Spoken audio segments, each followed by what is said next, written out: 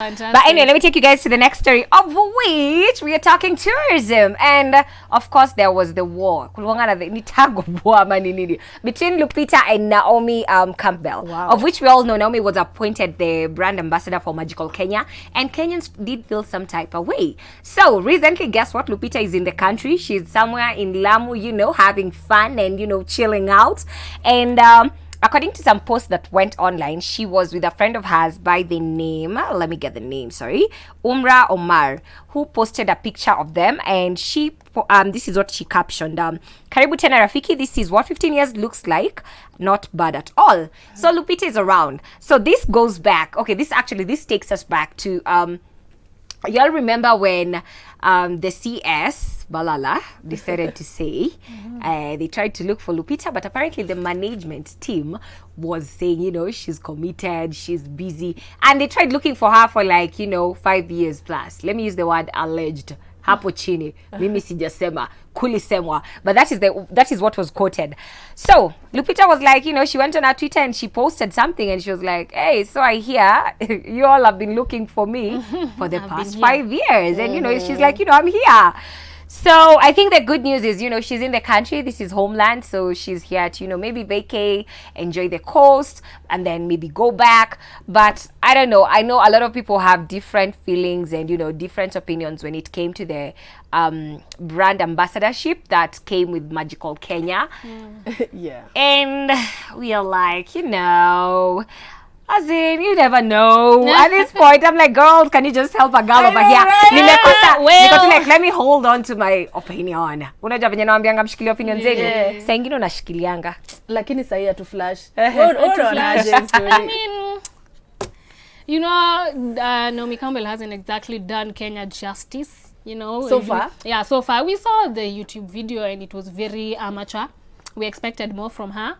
And I feel having someone who is Kenyan to represent Kenyan tourism makes more sense. Yeah, me too. I honestly think Lupita should have been the one picked, because why? She knows all the dungeons. She knows every corner, Anyway, guys, let me take you what to ambieni 111 is the SMS line. Let me take you guys to the next story, and we're going all the way to one of my favorite places. Not been there, but will be. America. We're talking about reality star Kim Kardashian. Now, Kim Kardashian posted a picture of her beautiful babies, Sam and Chicago West. And this is what she captioned: "You are my dream come true. I'm so happy to be your mommy." Now, that didn't end there.